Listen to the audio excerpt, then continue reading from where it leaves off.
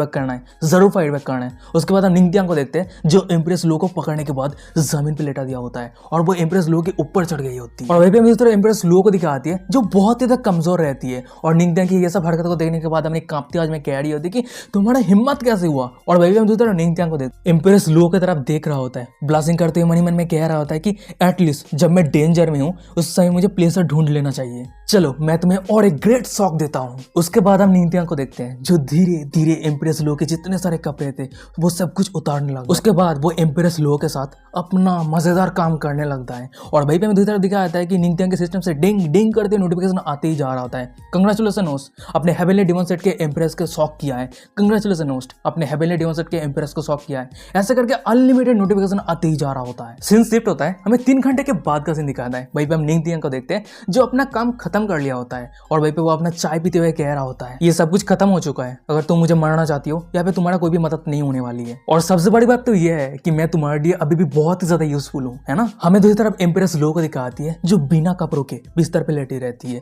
और वो निंगथियांग की बातों को सुनने के बाद मन में कह रही होती है कि नहीं, मुझे पेशेंस रख के चलना है, मैं उसे अभी नहीं मार सकती। अगर मैं उसे अभी मर देती हूँ तो मुझे हेवनली डिमोनिक मैनुअल नहीं मिलेगी और अगर मुझे ये मैनुअल नहीं मिलती है तो मेरा जो ये सेट है वो फिर से राइज नहीं हो पाएगी। उसके बाद हम एम्प्रेस लो को देखते हैं जो अपने कपड़े को पहन रही होती है, फिर वो निंगथियांग को कह रही होती है कि इवनिंग पे वेडिंग प्लेस पे आ जाना वेडिंग सेरेमनी को कंप्लीट करने के लिए। उसके बाद हम एम्प्रेस लो को देखते हैं जो उस रूम से चली जाती है। सीन शिफ्ट होता है, हमें इवनिंग का सीन दिखाता है। वहीं पे हम एम्प्रेस के बेडरूम को देखते हैं और उसी रूम के अंदर हमें एम्प्रेस लुओ निंगथियांग को दिखाता है जो जगह पे बैठा रहता है। और वहीं पे हम निंगथियांग को देखते हैं जो एम्प्रेस लो की तरफ देखते हुए मन में कह रहा होता है कि हॉल पे मेरे ये चार्मिंग फिजिक्स की वजह से हर कोई रिएक्ट किया था पर ये औरत नहीं की थी।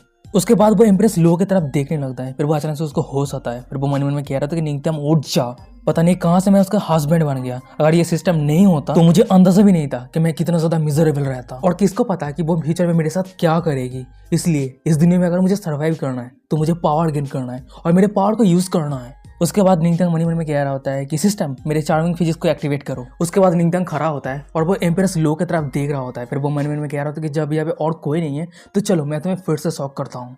उसके बाद मैं देखता हूँ कि तुम रिएक्ट करते हो या नहीं। फिर हम निंगथियांग को देखते हैं जो कह रहा होता है कि वाई पे एम्प्रेस लो कह रही होती है कि हाँ क्या हुआ। और वहीं पे निंगथियांग को देखते हैं जो हमने चार्मिंग फिजिक्स को एक्टिवेट कर दिया होता है, फिर वो कह रहा था कि बसंत की एक रात का एक क्षण सोने के हजारों टुकड़ों के बराबर है, तो क्या हम वो करें जो हमें करना चाहिए। पर हमें एम्प्रेस लो को दिखाती है जो अपने मुंह को दूसरी तरफ घुमा लिया होता है, फिर वो कह रही होती है कि तुम्हारे फिजिक्स के बारे में मुझे पता है, तुम वो छोटी छोटी लड़कियों के साथ कर सकते हो पर तुम मुझे हैंडल नहीं कर सकते। और एम्प्रेस की बातों को सुनने के बाद हमें निंगथियांग को दिखाता है जो अपने माथे पे हाथ रखते हुए कह रहा होता है कि एक एम्प्रेस से जैसे उम्मीद थी उसके कल्टिवेशन के साथ साथ उसका दिल भी एक अलग ही लेवल पे पहुंच चुकी है। पर तभी इतने समय एम्प्रेस लो को दिखाती है जो धीरे धीरे अपने कपड़े को उतारने लगती है और ये देखने के बाद निंगथियांग को दिखाता है जो टोटली शॉक हो गया होता है, वो ब्लास्टिंग कर रहा होता है। और वहीं पे हमें एम्प्रेस लो को दिखाती है जो धीरे धीरे निंगथियांग की तरफ आगे बढ़ रही होती है, फिर वो अचानक से निंगथियांग को क्रॉस कर जाती है। तुम ये करना तो चाहते हो पर तुम ये करने का हिम्मत मत करना। और एम्प्रेस लो की ये बातों को सुनने के बाद निंगथियांग कह रहा होता है कि कौन हिम्मत नहीं कर सकता। और वहीं पे हम एम्प्रेस लो को देखते हैं जो अपना अंतरंग कपड़े पहन के बिस्तर पे बैठ गई होती है और फिर वो अचानक से एक स्पेल कास्ट करते हुए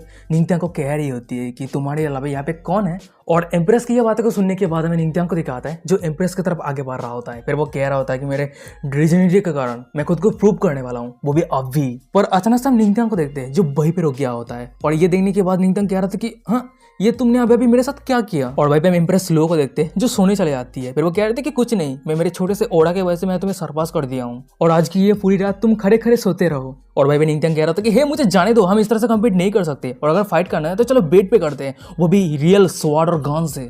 सीन शिफ्ट होता है, हमें दिखाया था कि बहुत ही लंबा समय गुजर गया है, गहरा रात हो गया।